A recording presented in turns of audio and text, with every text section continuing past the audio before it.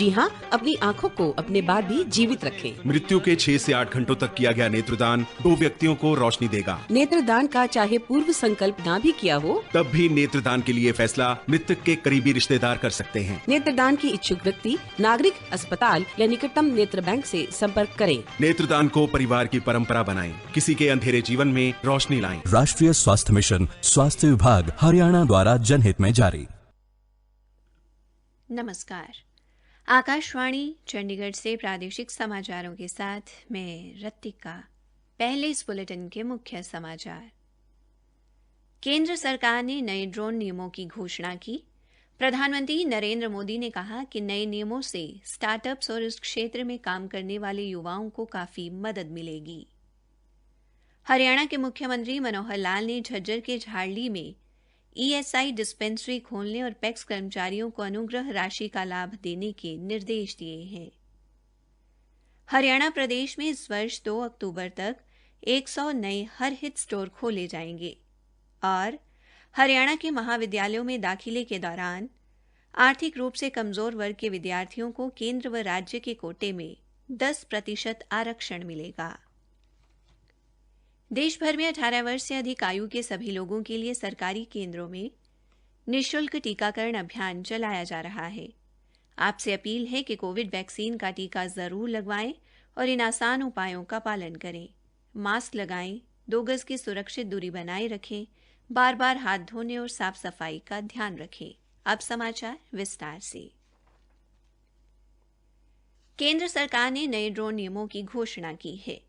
इन नियमों के अनुसार हवाई अड्डे की परिधि से येलो जोन को 45 किलोमीटर से घटाकर 12 किलोमीटर कर दिया गया है। ग्रीन जोन और हवाई अड्डे की परिधि से 8 से 12 किलोमीटर के बीच के क्षेत्र में 200 फीट तक ड्रोन के संचालन के लिए किसी अनुमति की जरूरत नहीं है। नियमों के अनुसार ड्रोन और ड्रोन टैक्सियों में भारी पेलोड ले जाने की क्षमता 300 से बढ़ाकर 500 किलोग्राम कर दी गई है।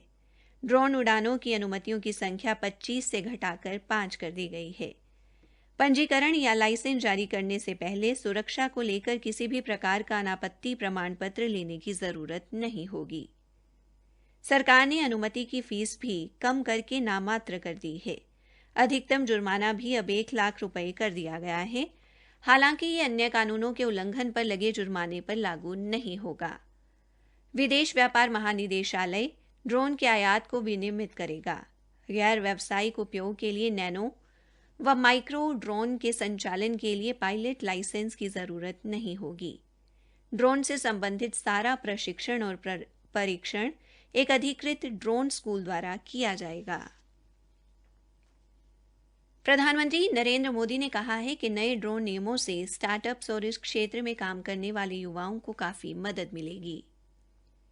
कई ट्वीट कर श्री मोदी ने कहा कि नियमों से नवाचार और कारोबार करने की नई संभावनाएं पैदा होंगी तथा नवाचार, प्रौद्योगिकी एवं इंजीनियरिंग के माध्यम से भारत को ड्रोन हब बनाने में मदद मिलेगी। उन्होंने ये भी कहा कि नए नियम इस क्षेत्र के लिए बहुत उपयोगी साबित होंगे। प्रधानमंत्री ने कहा कि ये नियम विश्वास और स्वप्रमाणन पर आधारित हैं। हरियाणा के मुख्यमंत्री मनोहर लाल ने झज्जर के झाड़ली में कंपनी कर्मचारियों को स्वास्थ्य लाभ देने के लिए ईएसआई डिस्पेंसरी खोलने एवं पैक्स कर्मचारियों को अनुग्रह राशि का लाभ देने के निर्देश दिए हैं। मुख्यमंत्री ने आज चंडीगढ़ में भारतीय मजदूर संघ हरियाणा के पदाधिकारियों के साथ मजदूर संगठनों की मांगों को लेकर आयोजित बैठक की अध्यक्षता कर रहे थे। मुख्यमंत्री ने कहा कि झाली क्षेत्र में राष्ट्रीय ऊर्जा संयंत्र के अलावा कई कंपनियों के उद्योग हैं जिनमें असंगठित क्षेत्र के कर्मचारी कार्य करते हैं। इसलिए इस क्षेत्र में ईएसआई डिस्पेंसरी खोलना अति आवश्यक है। मुख्यमंत्री ने कहा कि ग्रामीण क्षेत्रों में कार्यरत सफाई कर्मचारियों, ग्रामीण चौकीदारों की तर्ज पर ग्रामीण ट्यूबवेल ऑपरेटरों का वेतन हर महीने सुनिश्चित करने के लिए कोष की स्थापना की गई है, जिसके माध्यम से उन्हें समय पर वेतन मिलेगा। उन्होंने अधिकारियों से कहा कि ग्रामीण विकास के लिए अलग से पैसा जारी किया गया है। मुख्यमंत्री ने विद्युत बोर्ड में अनुबंधित कर्मचारियों से कोई हादसा होने पर एक तरफा जांच न कर कर्मचारी को अंतिम सुनवाई का अवसर दिए जाने के निर्देश भी दिए। हरियाणा में श्रम कानूनों में बदलाव किए जाने के मामले में मुख्यमंत्री ने अधिकारियों से कहा कि श्रम कानूनों में बदलाव से पहले मजदूर संघ एवं औद्योगिक इकाइयों के प्रतिनिधियों व कर्मचारियों से सुझाव लिए जाएं, ताकि मजदूरों के लिए बनाए जाने वाले कानून मजदूर हितैषी हों।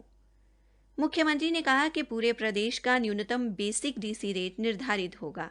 इसके अलावा राष्ट्रीय राजधानी क्षेत्र एवं दूसरे जिलों में रहने की लागत को ध्यान में रखते हुए स्लैब बनाकर नए डीसी रेट तय किए जाएंगे।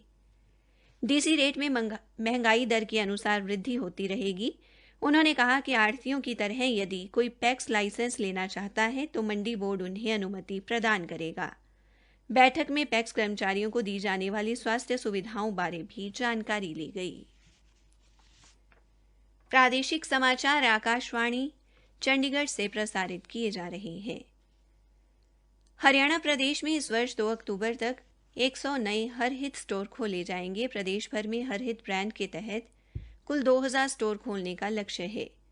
सार्वजनिक उपक्रम ब्यूरो के अध्यक्ष सुभाष बराला ने आज चंडीगढ़ में ये जानकारी दी। श्री बराला ने कहा कि ये स्टोर खोलने के पीछे 2 लक्ष्य हैं। पहला लक्ष्य प्रदेश के युवाओं को रोजगार देना और दूसरा लक्ष्य बेहतर गुणवत्ता का सामान उपलब्ध करवाना है। इन हरहित स्टोर्स द्वारा सामान घर तक भेजा जाएगा। हरहित पर खाद्यान्न, तेल, मसाले, स्नैक्स, बेकरी व होम केयर का सामान उपलब्ध होगा। श्री बराला ने यह भी बताया कि हरियाणा सरकार के विभिन्न विभागों के लिए फर्नीचर बनवाने के लिए भी वन विकास निगम से सहायता ली जाएगी। हरियाणा के महाविद्यालयों में दाखिले के दौरान आर्थिक रूप से कमजोर वर्ग के विद्यार्थियों को भी 10% आरक्षण दिया जाएगा। एक सरकारी प्रवक्ता ने बताया कि उच्चतर शिक्षा विभाग के प्रधान सचिव की ओर से प्रदेश के सभी सरकारी, निजी व सहायता प्राप्त महाविद्यालयों के प्राचार्यों को निर्देश दिए गए हैं कि महाविद्यालयों में विद्यार्थियों के दाखिले के दौरान आर्थिक रूप से कमजोर वर्ग के विद्यार्थियों को राज्य व केंद्र दोनों कोटे में 10% आरक्षण दिया जाए।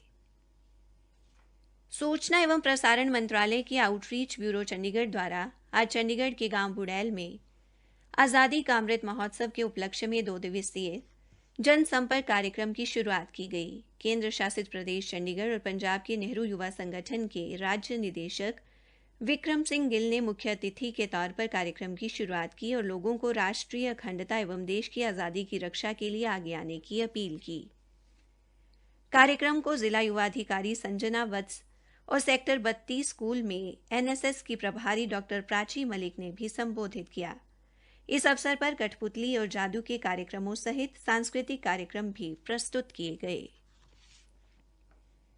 केंद्रीय सामाजिक न्याय एवं अधिकारिता मंत्रालय की ओर से आज रोहतक के गांधीनगर स्थित अर्पण संस्थान में दिव्यांगजन सहायक उपकरण सहायता शिविर लगाया गया। इस शिविर में रोहतक से बीजेपी सांसद डॉक्टर अरविंद शर्मा ने बतौर मुख्य अतिथि शिरकत की। उन्होंने 600 से ज्यादा दिव्यांगजनों को सहायक उपकरण भेंट किए। हरियाणा के स्वास्थ्य मंत्री अनिल विज ने कहा है कि राज्य में टीकाकरण का कार्य जारी है और इसी कड़ी में प्रदेश में अब तक कुल 1,51,54,158 पात्र व्यक्तियों को कोविड का टीका लगाया जा चुका है। उन्होंने बताया कि अब तक 1,14,68,739 पात्र व्यक्तियों को वैक्सीन की पहली और 36,85,419 लोगों को दूसरी खुराक दी गई है। हरियाणा सरकार ने स्नातक कक्षाओं के प्रथम वर्ष के लिए ऑनलाइन दाखिले हेतु पंजीकरण की अंतिम तिथि 2 सितंबर तक बढ़ा दी है। एक सरकारी प्रवक्ता ने बताया कि कुछ महाविद्यालयों के प्राचार्यों व विद्यार्थियों ने अंतिम तिथि बढ़ाने की मांग की थी।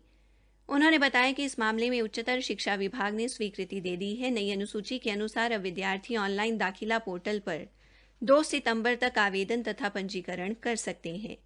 उन्होंने बताया कि 4 सितंबर तक दस्तावेजों की ऑनलाइन जांच करके 8 सितंबर को पहली मेरिट सूची जारी की जाएगी। अंत में मुख्य समाचार एक बार फिर। केंद्र सरकार ने नए ड्रोन नियमों की घोषणा की। प्रधानमंत्री नरेंद्र मोदी ने कहा कि नए नियमों से स्टार्टअप्स और इस क्षेत्र में काम करने वाले युवाओं को काफी मदद मिलेगी। हरियाणा के मुख्यमंत्री मनोहर लाल ने झज्जर के झाड़ली में ईएसआई डिस्पेंसरी खोलने और पैक्स कर्मचारियों को अनुग्रह राशि का लाभ देने के निर्देश दिए हैं। और हरियाणा प्रदेश में इस वर्ष 2 अक्टूबर तक 100 नए हरहित स्टोर खोले जाएंगे। इसी के साथ प्रादेशिक समाचार समाप्त हुए।